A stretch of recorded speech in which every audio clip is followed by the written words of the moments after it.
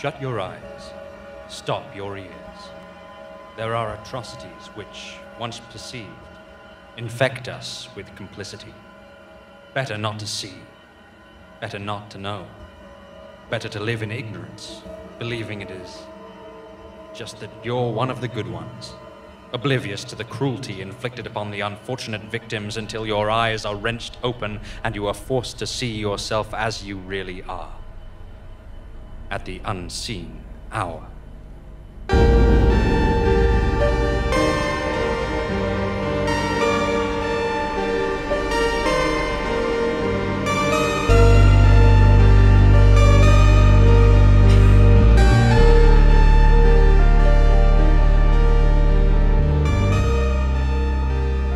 The human mind is a powerful machine, capable of wonders, marvels which are multiplied exponentially as it interweaves with the social fabric around it. Then something goes wrong.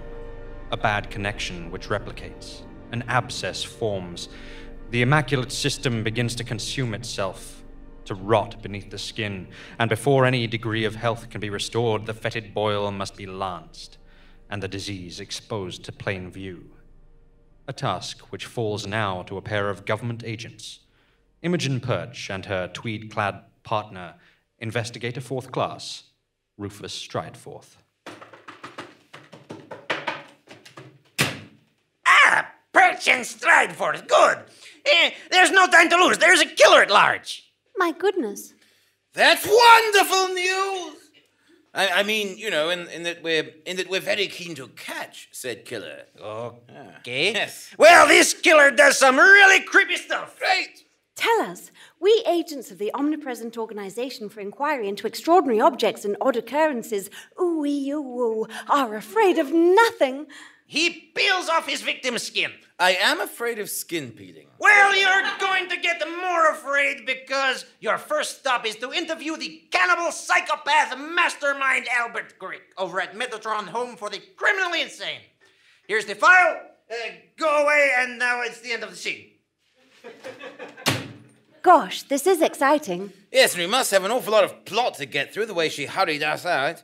But why are we visiting a convicted and imprisoned murderer? Grick used to be a psychiatrist. All the best psychiatrists become serial killers. Do they? That doesn't sound right.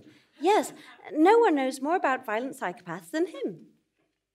He is one. Well, off we go! Ha! There you are! Quickly, Agent Perch, Agent Strideforth. We have a lot of plot to get through. Righto! Come on then! Show us to the cannibal! Just so you know, Grick thinks he's going to get rewarded for consulting on this. I keep telling him we'll move him to a better cell, and he keeps falling for it. Ha! You've got to have some fun with them. Well, all right, that's probably fine. 3rd cell. Okay, just down here then. Yep, okay. Footsteps. Sound effect again. Government spooks, eh? Fresh meat to the grinder. He'll eat you alive. Oh, don't mind my neighbor there. He is poorly informed. I would never eat anyone as interesting as you. Not without cooking them first. No, Agent Perch with her troubled past and stern analytical mind, and Agent Strideforth with his intuition and uncanny ability to solve any case simply by running around and shouting very loudly. Look, we don't need your analysis of us. We're investigating the serial killer the papers are calling Connect 4. Ah, yes. Why do you think they call him that? Perhaps it's a half-baked allusion to the Saw franchise. Enough small talk, Grick! Tell us what you know. I thought that Commissioner Yagchek would at least send someone who had manners. But you don't, do you? Oh, you like to pretend with your archaic pronunciation and your nostalgic lexicon, but beneath the fine tweeds, you're no better than a brute animal. You desire only power over others. That's why you carry the badge and the gun, but you run from the implications, run and cower behind the government seal, run all the way to the ooh-ee-ooh-ooh. We're not getting anything out of him, Rufus. No, and we don't have to stand here and take his abuse. Let's go. Not so fast, my friends. Grick's all right if you know how to work him. Tell him a secret about how you. And quid pro quo. Bob's your uncle. He'll tell you something about the case. Little clue from one of Shaz's party wall. All right. Not sure what a party wall is, but... Grick! I will tell you a personal secret. You're locked away in a cell, so I feel fairly certain that you will never have the opportunity to use this information against me. Well, all right. Tell me about your childhood and make it brief. We have a lot of plot to get through. Okay. I grew up on a farm. Once I woke up in the early morning, I saw them slaughtering all the spring lambs. And how did that make you feel? I don't know. Sad, I suppose. Don't try to deceive me, Rufus. A census taker tried to deceive me once. I ate his liver, marinated in Appalachian goat's milk, likely braised in a banana leaf wrap, and served on a bed of crisped Figaro shallots and shredded mutsu apple and infused currants, drizzled with a morel mushroom and Madeira jus, paired with a rather langubrous... Langubrous? Let me say that again. A rather lugubrious Languedoc Voinier. No, you did not feel sad. You felt, as you do now, hungry. No! Did you eat their fragile little lemmy legs? I would never! Their delicate brittle ribs? Not true! I'm vegan! Their succulent offal? Yes! Damn it all! Yes! I ate their delicious guts and I loved every bite. Oh, Rufus, those poor helpless lambs. And sometimes you feel that hunger still, don't you, Rufus? A gnawing and endless hunger that can only be satisfied by the most adorable and defenseless of animals. Enough! That was a dramatic pause. I wasn't lost. We've got a lot to get through. No more dramatic pauses. Tell us about Connect 4. Well, all right. This killer removes the skin of his victims according to the patterns described in a book. How to Make Smashing Outfits Out of Human Skin by Harriet Powerstar. You might check who has taken it from the library recently. A lead! Let's go, Rufus. The library is just across this monologue. Excellent. Off we go!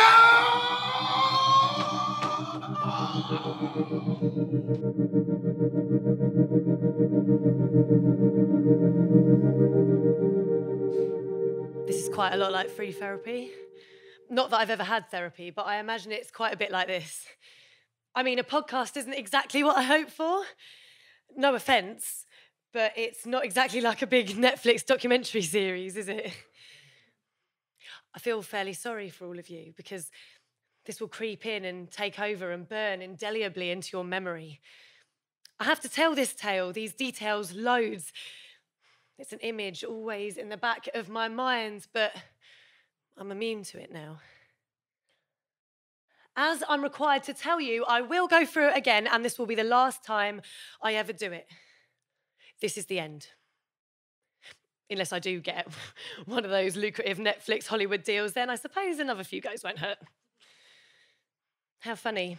All this violence, all this psychological decay for your entertainment.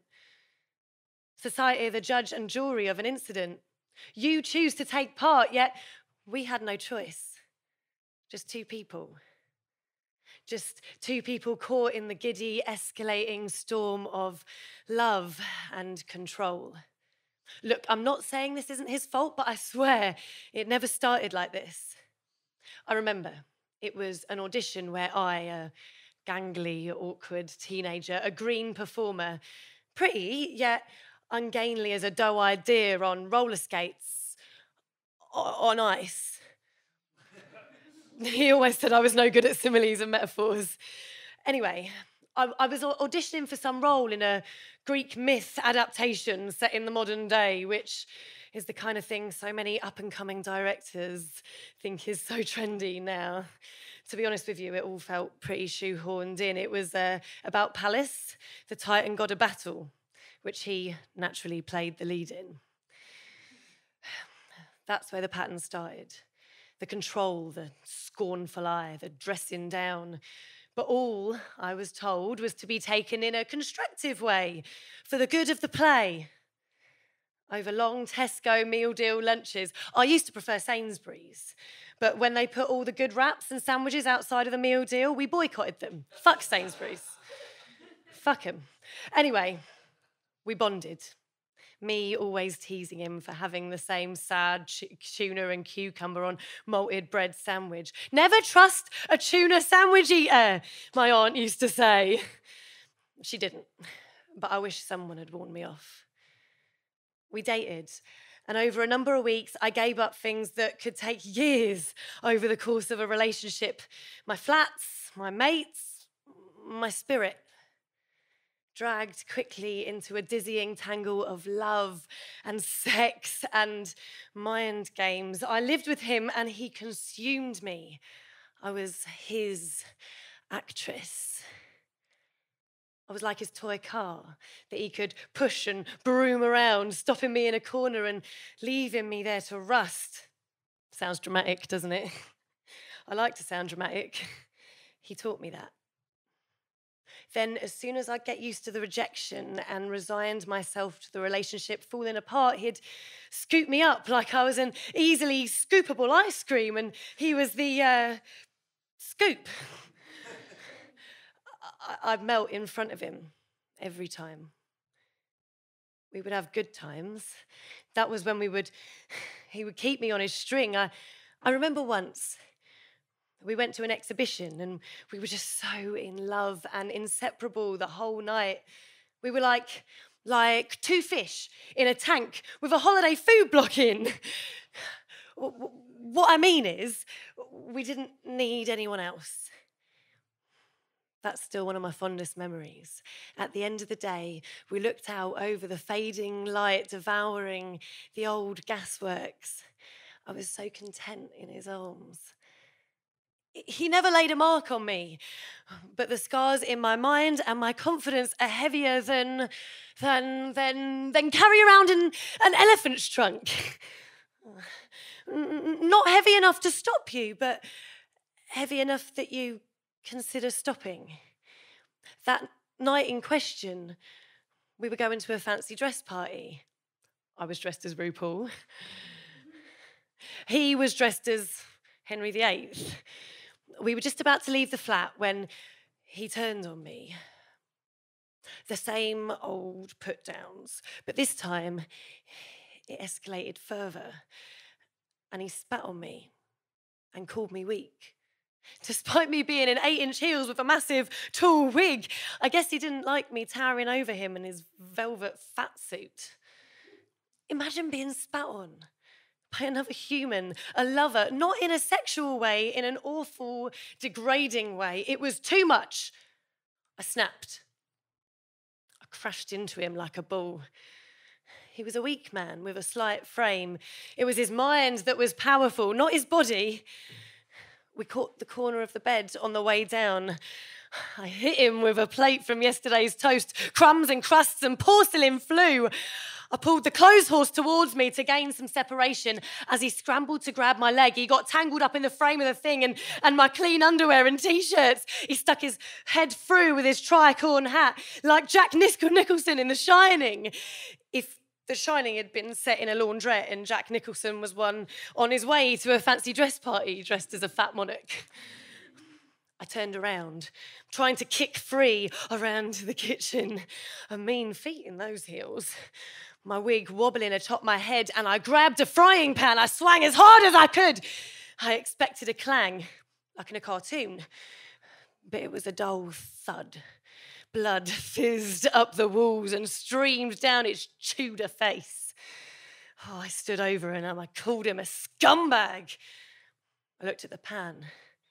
It was his best fancy orange one from that French company only posh dickheads have. I hit him again. It was heavy. You could feel the quality. I hit him again and again and again. His face no longer looked human. Bits of bone chipped away and brain and tissue stuck ironically to the non-stick pan. And I, loose in its socket, I kicked at his barrel chest with my massive heels. I felt powerful. But who wouldn't? I was dressed as RuPaul. I looked at my hand. covered in splatter marks, and I loved it. I licked it from the back of my hand and let a sick grin wash over me. I lit the gas stove and chucked his folder of unfinished scripts and threw a few books on and walked off into the night like a dangerous woman, dressed as a man, dressed as a woman, who would overcome her master. Of course, none of that is true. I wish it was. He did spit at me and call me weak, but I just went to the kitchen and ignored him. I didn't want to show I was upset, so I started chopping onions to mask my tears. He crept up on me and tried to comfort me. He made me jump. I turned around fast and I slit his throat. Completely by accident, but the cut was deep. It was one of those really sharp knives only posh foodie pricks have. An accidental end to an awful serpent who ruined me with words. Words that can't be traced. We weren't even in fancy dress.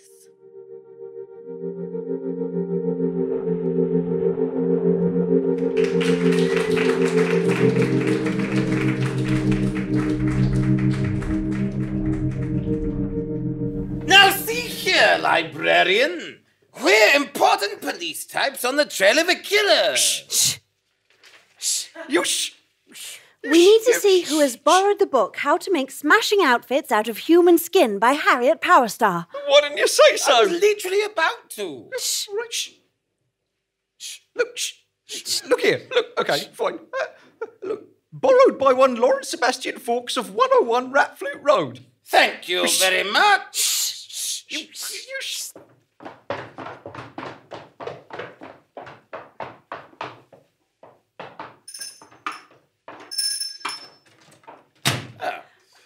Are you Lawrence Sebastian Fawkes? Yup, that's me, hello!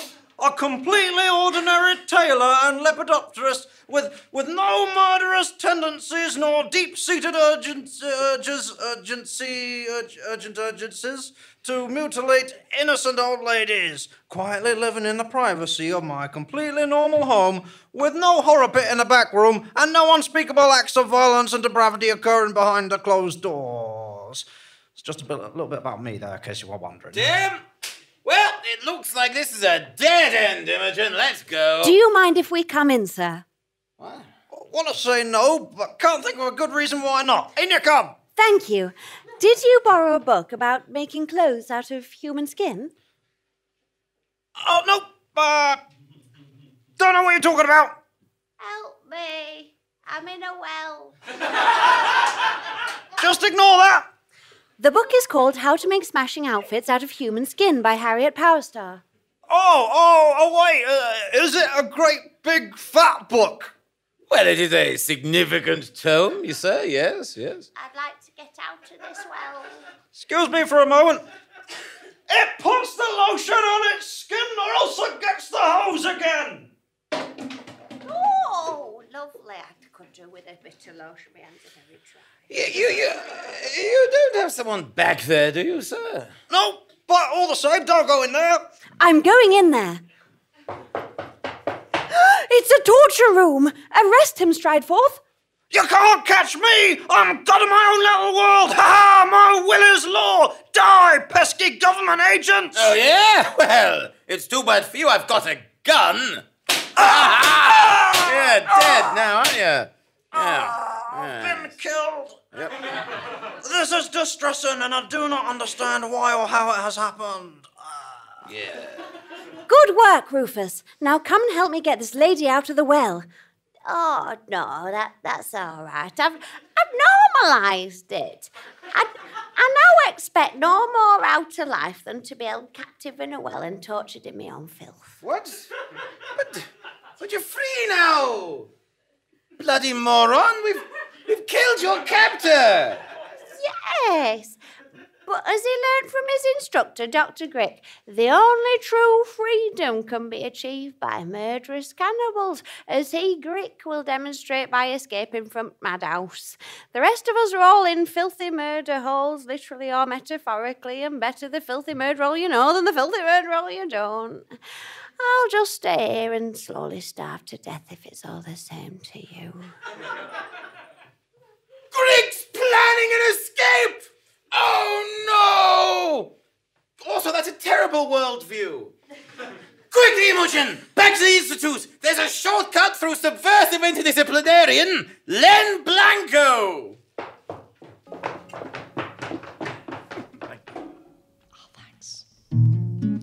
Creeping in late at night, trying not to wake you so I don't turn on the light.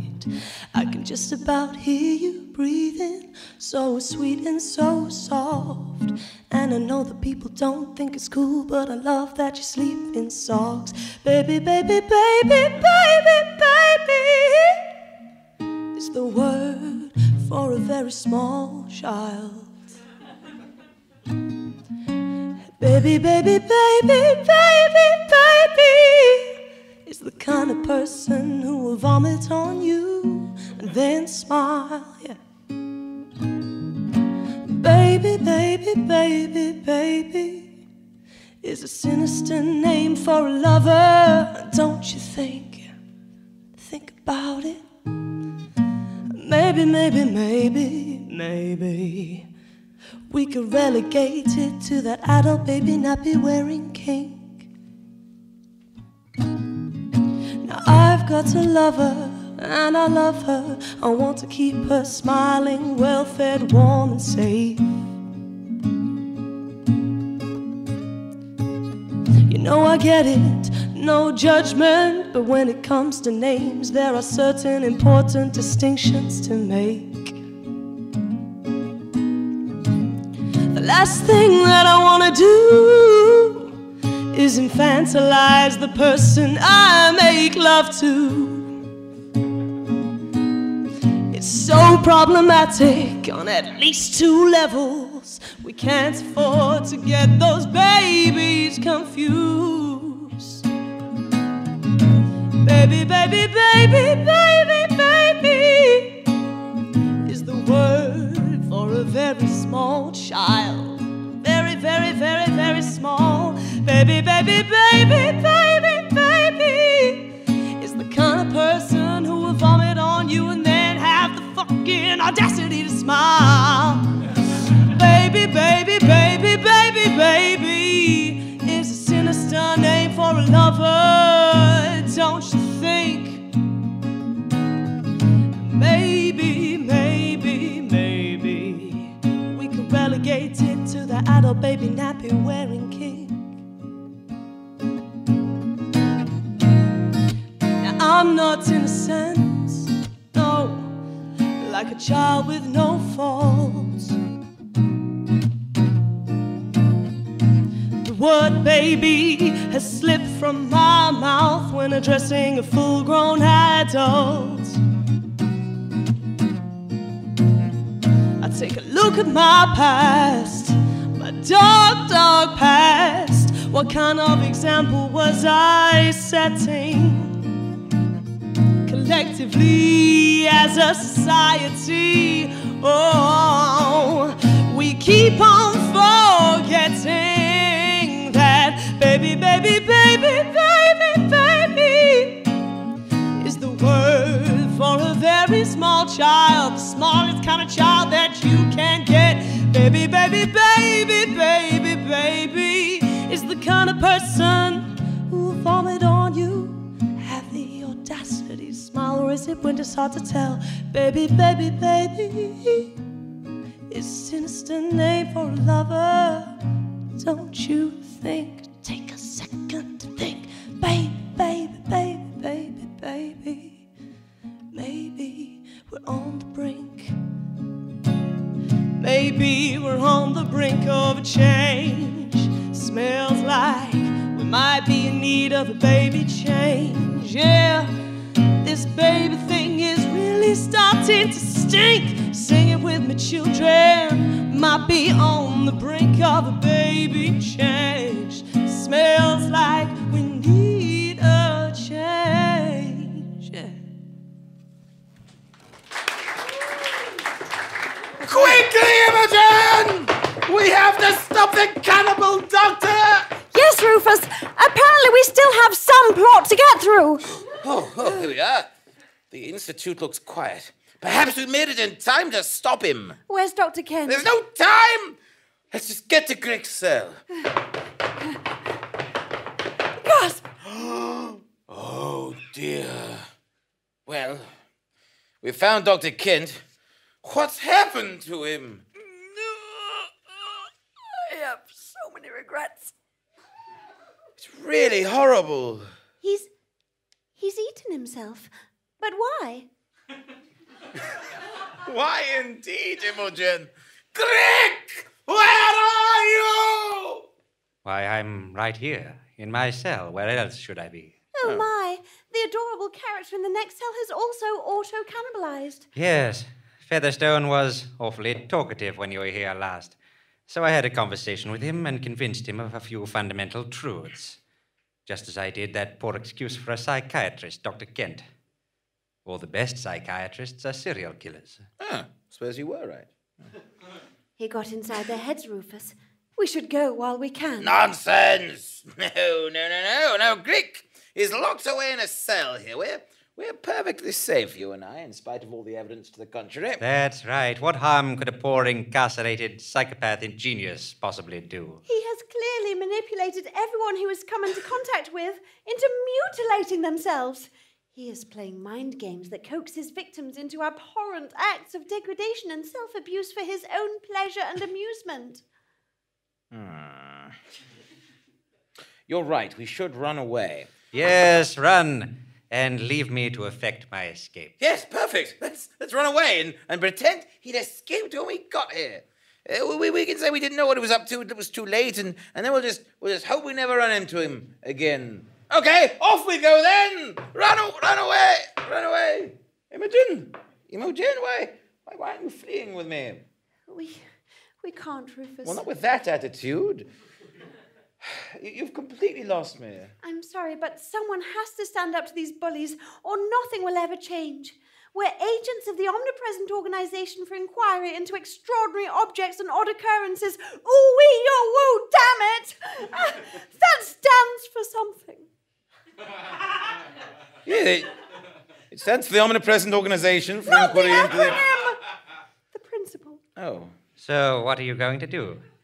Use the power you have to murder me? That sounds awfully familiar, doesn't it? We're nothing like you, Greg. Then you believe yourselves to be free from the contamination that drives killers like me and your Connect 4. Of course. We would never do the awful things that you do. That's right. We respect all those we have power over. Oh, of course. Everyone from the High Court judge all the way down to the innocent little lamb. That's hardly irrelevant. Can you still taste it, Rufus? Can you still taste the offal of the lambs? No, that's not fair. It's not the same thing at all. Isn't it? It all starts at home, Rufus. The food you eat, the words you choose, the way you look at your co-workers, your partner here. Passing interactions you have with children, with women, with men. You play games, you manipulate, you commodify and subjugate. The table was laid for you long before you came to sit at it. And now you only have one choice, Rufus. You can starve, or you can eat. Dinner is served. I see what you're doing, Greg, and it won't work. We're not like you. Oh, you would become like me given time, but today it is Rufus who executed a man today, executed him because he could. No. Strideforth, who all his life has carried the seeds of depraved violence, who knows, who sees now that even by living as simply as he knew how, he has helped to sharpen the knives of men like me. He has been my chef, my waiter, and my sommelier, all while he himself starved. Open the door, Rufus. Join the feast.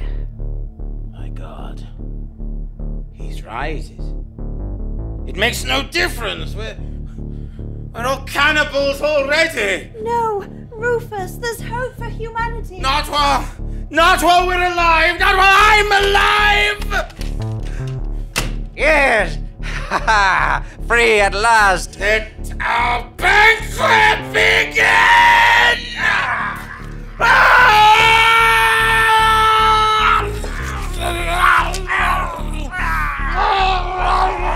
Pass the dip!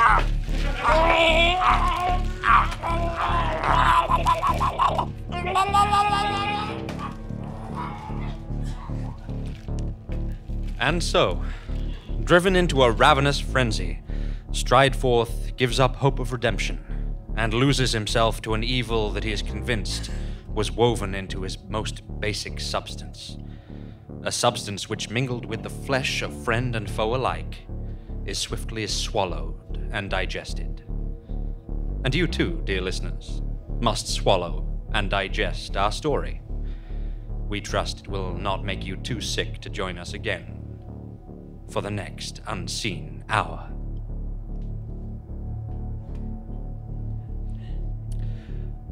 We hope that we got under your skin with the Unseen Hour episode 20, Eat Me Too.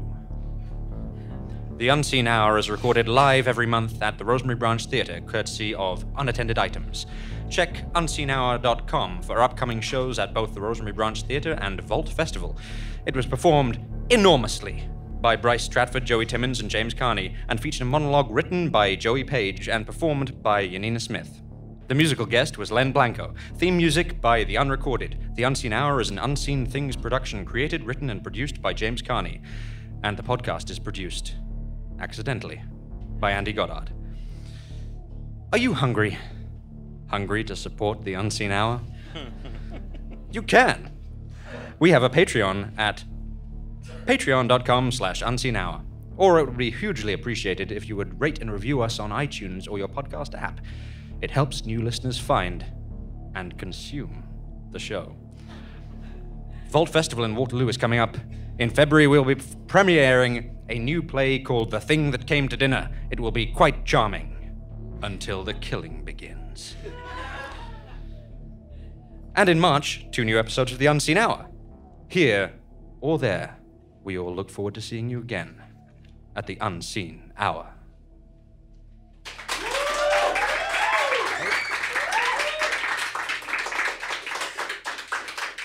That is correct.